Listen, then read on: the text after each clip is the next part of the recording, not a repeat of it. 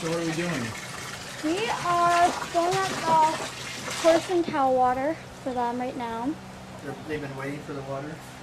Well, I kind of played volleyball with Connor a bit right before, but Dad said that they were getting low, so I just refilled them up. So it's 7 o'clock at night and you're filling the water.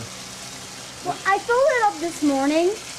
I got up at 7 and I stopped working at 7 and came in here and I filled them up. So still at noon it was still full because I came in here and checked again.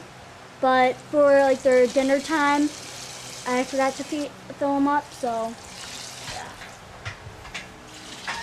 It happens. Is this your last chore of the day? No. What's next?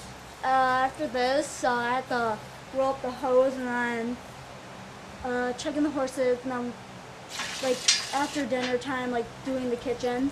Yeah. Yeah. You have to wash? No, I washed today.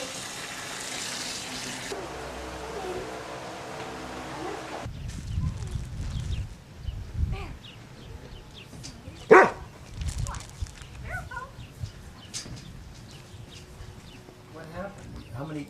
You found this after? We found that after, I'd say approximately 200 places. We had put bids in other places and was on contingency of who sold their house first, and we lost that and we were crushed, and that was 10 miles south of here on Gleason Road. And then we got here, and the real estate woman, Lisa, she says, well, she goes, I've got, 4 places to show you. And we looked at the first 3, and I'm thinking the whole time, man, we're a ways away from Detroit.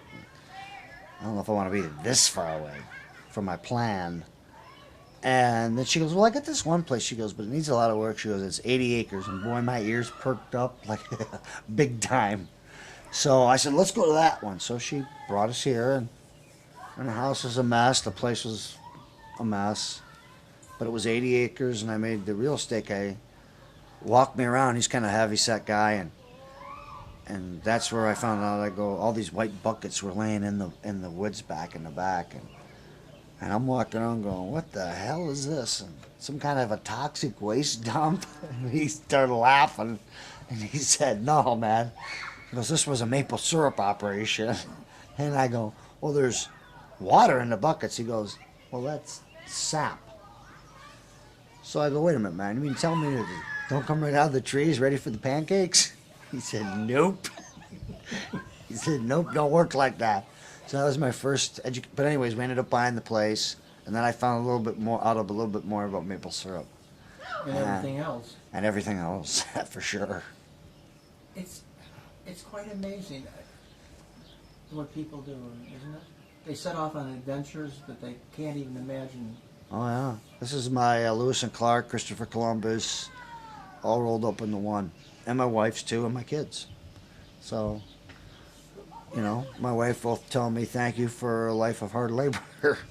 Well, she gets mad at me. Yeah.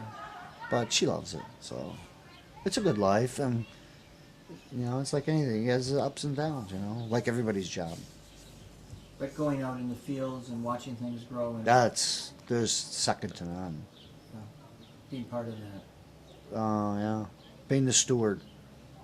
The caretaker is the most important and greatest honor that I've ever had in my life, without a doubt.